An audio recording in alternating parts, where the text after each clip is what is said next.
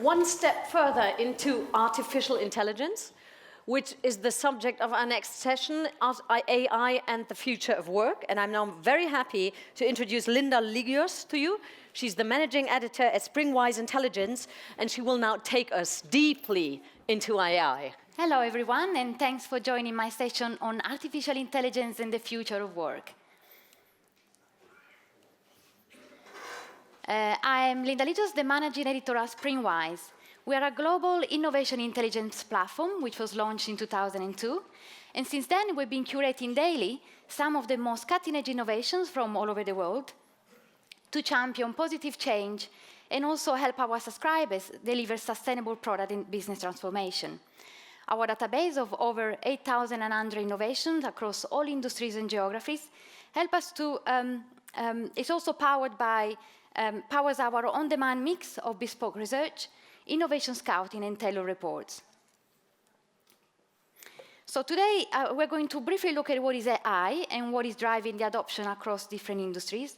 We'll also look at some examples sourced from the Springwise Innovation Intelligence database and what is the impact in the workplace. We will also reflect on whether AI can help the media sector, and I will share with you some takeaways to help you prepare for the future of work. I recently came across a set of postcards from 1899. They were illustrated by a commercial artist named Jean-Marc Cotet, who was commissioned to depict how life in France would have looked in 1 century's time.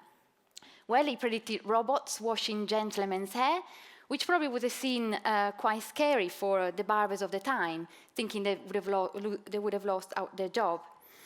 And he also imagined children's brain wired with electric cables and with books being fed directly into their ears, something that would have probably been seen as a disruption of the education sector. And not long ago, in fact, in October 2017, The New Yorker featured in one of his covers a new world where the robots that once assisted human beings have now taken our jobs, leaving us to beg on the streets.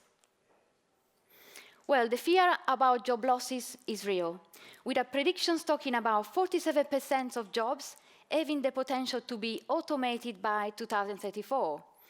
And I think the anxiety gets even worse when you hear that 50% of business leaders are predicting the failure of their business model in less than 5 years.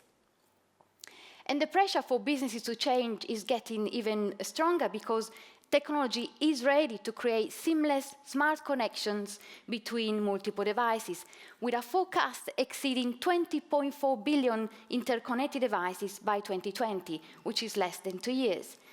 And on top of that, the marketplace is also pushed to adapt to a new workforce who is digital native and has therefore the skills and potential to disrupt traditional models even further.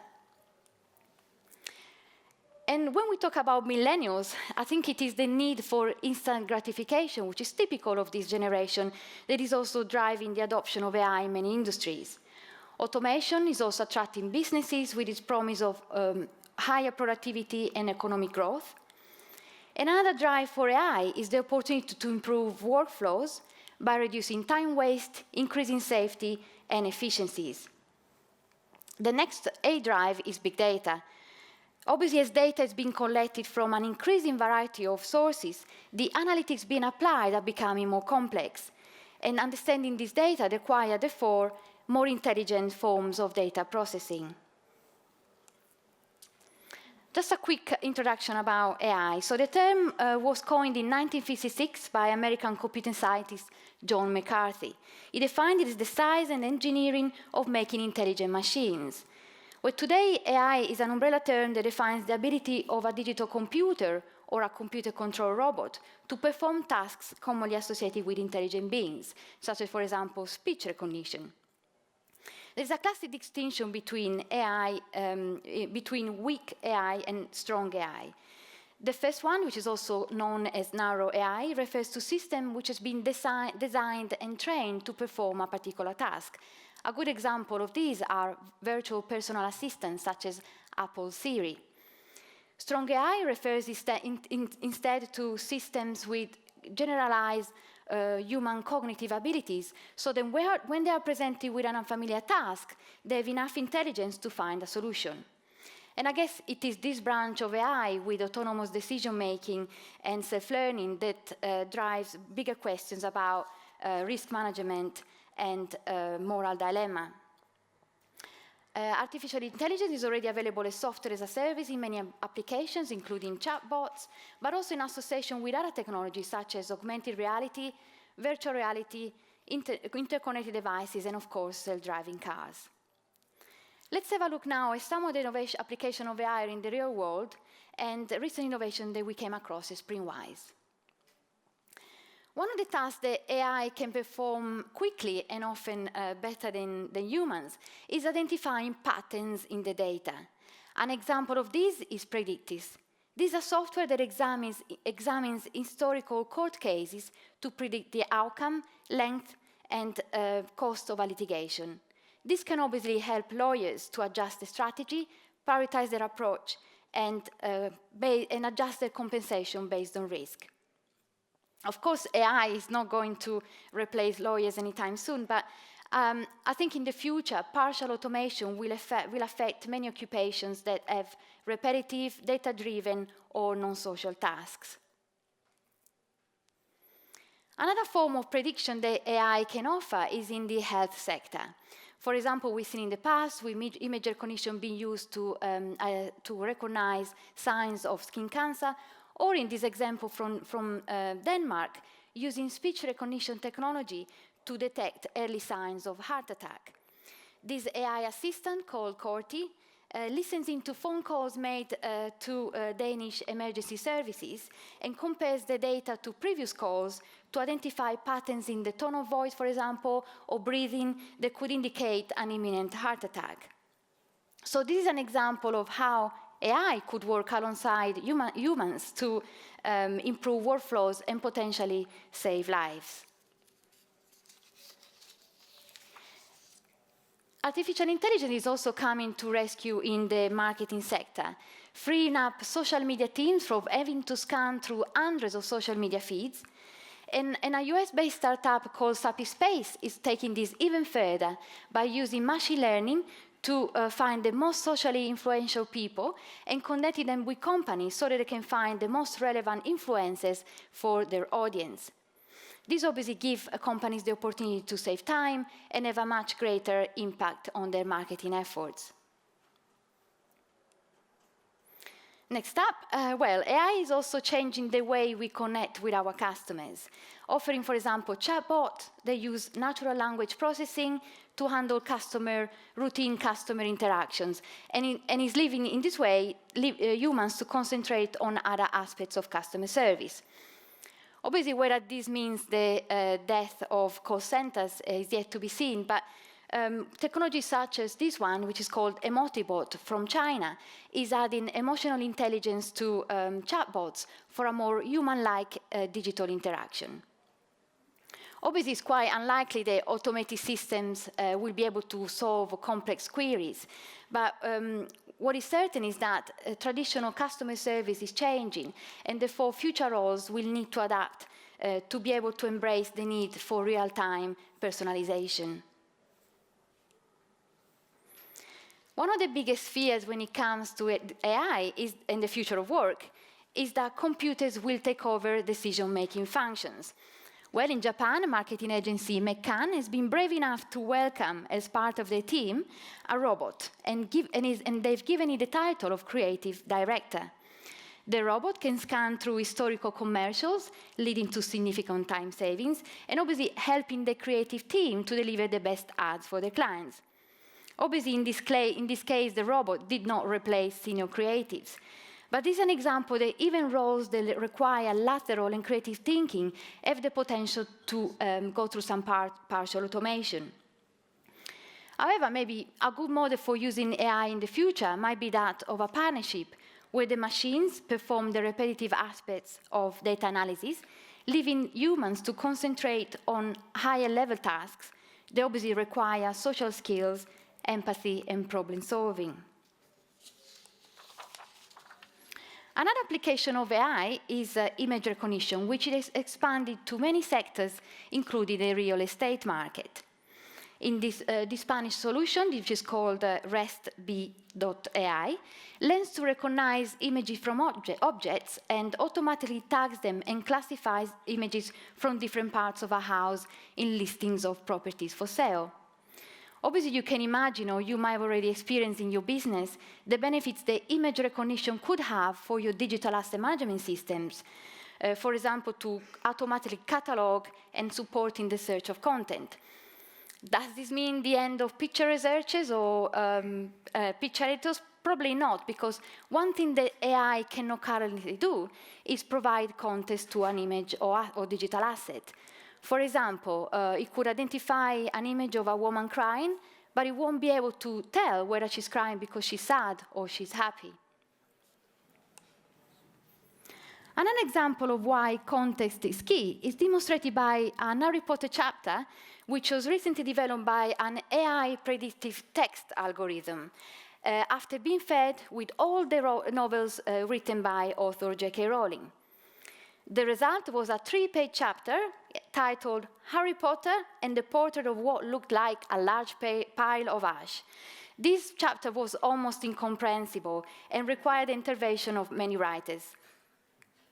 Although understanding content still remains a domain, luckily, of human beings, what AI can provide is the ability maybe to rethink how we interact with information. And if we think of the newsroom, maybe AI could also free up our journalists from menial tasks, allowing them to focus on more complex and qualitative reporting. It could also, for example, allow them to sift through large corpuses of data, allowing them to conduct more easily research. And maybe it could also help them to detect fake news and help them to communicate and better engage with their audiences. And in the future, it could also be that it might empower them to create new types of journalism. So, AI or not AI? This is the dilemma. Obviously, the use of AI brings deeper questions about the broader impact on jobs, skills, wages, and obviously the nature of work itself. Well, we've seen today how AI can perform tasks such as identifying patterns in the data, more efficiently than humans often, enabling businesses to gain more insight out of the data. It could also free workers from repetitive, tedious tasks, increasing productivity. It can enhance creativity by pushing us to rethink the interaction with information and also how we connect with audiences. And obviously, as we need to respond to an audience who is familiar with consuming information on a variety of multiple digital devices, AI could give publishers new tools to create dynamic and more personalized content. Of course, some jobs will be lost, but also AI could also offer the opportunity for new roles to be created. But for me, I mean, one thing above all is that people should always remain, whatever change happens, at the center of technological change. Obviously, for policymakers, business leaders, and workers, this shift can create considerable uncertainty alongside the potential benefits. What is certain is that jobs are going to change, and employers need to understand, first of all, what problems are they trying to solve with artificial intelligence, which obviously doesn't come cheap. They will also need to assess or make the right steps to allow the data to be ready and compliant, and we all know with GDPR that has to happen very soon. But they also need to take the right steps to help their workforce to move across department and offer the right training. On the other hand, obviously the workforce of tomorrow will need to attain new skills to meet the demands of our marketplace, which is more tech-led. And my advice would be for everybody to keep on stay curious, learn new skills, and maybe educate themselves a little bit, at least, on what is the AI language. Because at the end, I mean, everybody will have to be a bit more flexible to this change. I'm going to leave you now with a quote from the CEO of Jacobs Douwe Egberts, which I think sums up the potential disruption that we might all feel in the future with artificial intelligence. I'm going to read it to you, but basically, disruption is about finding new ways to stay relevant, and every human enterprise aspires to it. However, I've learned one thing about disruption. You cannot plan for it, but you need to organize for it. So this means that whatever happens, there are going to be changes, and the more you do to help your company be ready, it's going to be less painful, let's say. If you want to find out a little bit more about AI and the future of work, we've compiled a report for FIP, which probably you also found in the newsletter that was recently sent over. Or you can visit our website if you want to find out about discovering new innovations. And obviously, we have a stand today, so if you want to talk to us, feel free to come to our stand in the winter section and maybe have a go at playing air hockey. Thank you very much. Thank you very much. Thank you very much. The report, as I learned, will be published after this session on fib.com, so you can watch it up. One very quick question from my part. We have 1 spare minute. Do you think we will go on coding and teach people to code, or will that be in the hands of machines and AI in the future? That we don't need humans to code anything anymore? We will always need human, and I think what will happen is that universities, schools will adjust their curricula so the coding becomes a must. Because obviously, when you think about AI or robots, someone needs to program those machines. But one important thing is that you also need the people to be that kind of mediator between those who know the technical language and those who know to do their job. So you always need that kind of two roles, the person who's coding, but also the person who can teach the machine or teach the IT developer to develop the technology. Thank you very much. We hope to see you as a human back again on stage in the next years. Thank you very much. Bye-bye. Thank you.